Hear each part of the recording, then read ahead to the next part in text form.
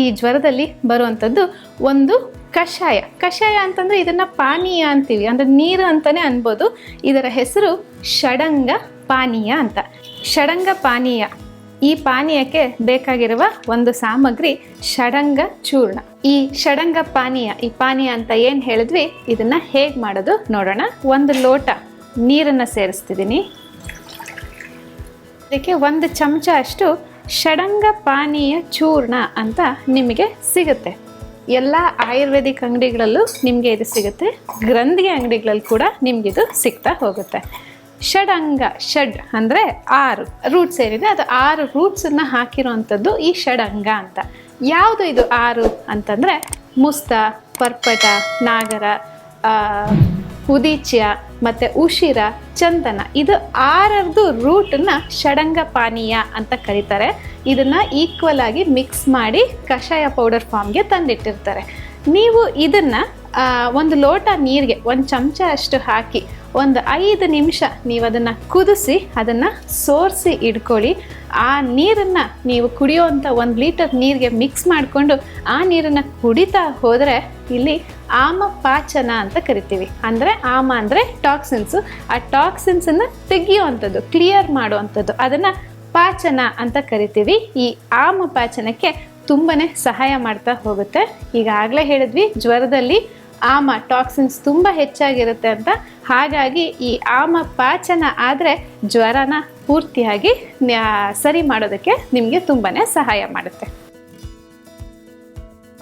ಷಡಂಗ ಪಾನೀಯ ವಾಸನೆ ಅಂತೂ ಚಂದನದ್ದು ಬರ್ತಾ ಹೋಗುತ್ತೆ. ಸ್ವಲ್ಪ ಕಹಿ ಇದ್ದರೂ ಕೂಡ ನಾವು 1 ಲೀಟರ್ ನೀರು ಮಿಕ್ಸ್ ಮಾಡಿದಾಗ ಅಷ್ಟು ನಮಗೆ ಕಹಿ ಅಂತ ಅನ್ಸೋದಿಲ್ಲ, ಕುಡಿಯೋದಕ್ಕೂ ಕೂಡ ಸುಲಭ ಆಗುತ್ತೆ. ಈ ಷಡಂಗ ಪಾನೀಯ ಡಾಕ್ಟರ್ ಅರ್ಚನಾ ಅವ್ರು ಹೇಳಿದಾಗೆ 6 ಆಯುರ್ವೇದಿಕ್ ಮೂಲಿಕೆಗಳಿಂದ ಮಾಡಿದಂತಹ ಒಂದು ಚೂರ್ಣ ಅಂತಲೇ ಹೇಳ್ಬೋದು.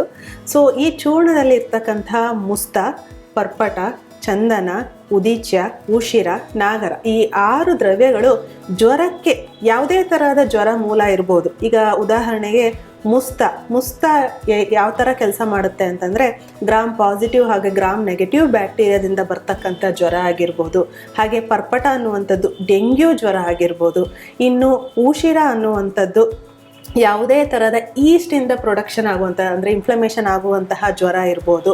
ಹಾಗೆ ಉದೀಚ್ಯ ಅನ್ನುವಂಥದ್ದು ಡಿಪ್ಲೋಕಾಕಸ್ ನಿಮೋನಿಯಾ ಅಂತ ಹೇಳ್ತೀವಿ, ಅಂದರೆ ಎದೆನಲ್ಲೆಲ್ಲ ನಿಮಗೆ ಕಫ ಕಟ್ಟುವಂಥದ್ದು, ನಿಮೋನಿಯಾ ಆಗುವಂಥದ್ದು, ಅದರಿಂದ ಬರ್ತಕ್ಕಂಥ ಜ್ವರ ಇರ್ಬೋದು.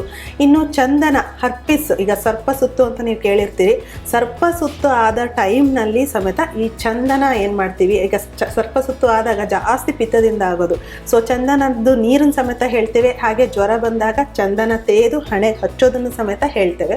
ಸೊ ಆ ರೀತಿ ಹರ್ಪಿಸ್ ಮತ್ತು ಟೈಫಾಯ್ಡ್ ಜ್ವರದಲ್ಲೂ ಸಮೇತ ಈ ಚಂದನ ಅನ್ನೋದು ಬಹಳ ಉಪಯುಕ್ತಕಾರಿ. ಇನ್ನು ಕಡೆದಾಗಿ ನಾಗರ ಅಂತಂದರೆ ಒಣ ಶುಂಠಿ. ಈ ಒಣ ಶುಂಠಿ ಪುಡಿ ಏನು ಮಾಡುತ್ತೆ ಅಂತಂದರೆ ನಿಮಗೆ ಗ್ರಾಮ್ ಪಾಸಿಟಿವ್ ಇರ್ಬೋದು, ನೆಗೆಟಿವಿಂದ ಬರ್ತಕ್ಕಂಥ ಬ್ಯಾಕ್ಟೀರಿಯಾದಿಂದ ಬರ್ತಕ್ಕಂಥ ಫೀವರ್ ಇರ್ಬೋದು, ಅಥವಾ ಈಸ್ಟಿಂದ ಬರ್ತಕ್ಕಂಥ ಫೀವರ್ ಇರ್ಬೋದು, ಈ ಎಲ್ಲ ಥರದ ಫೀವರ್ಗೂ ಈ 6 ಅತ್ಯಮೂಲ್ಯವಾದಂತಹ ಗಿಡಮೂಲಿಕೆ, ಆಯುರ್ವೇದ ಗಿಡಮೂಲಿಕೆಗಳಿಂದ ಮಾಡಿದಂಥ ಈ ಷಡಂಗ ಪಾನೀಯ ಏನಿದೆ ಅದು ನಮಗೆ ನಮ್ಮ ದೇಹದಲ್ಲಿ ಉತ್ಪತ್ತಿಯಾಗುವಂಥ ಆಮದಿಂದ ಆಗುವ ಜ್ವರಕ್ಕೆ ಹೇಳಿ ಮಾಡಿಸಿದ ಮದ್ದು ಅಂತ ಹೇಳ್ಬೋದು.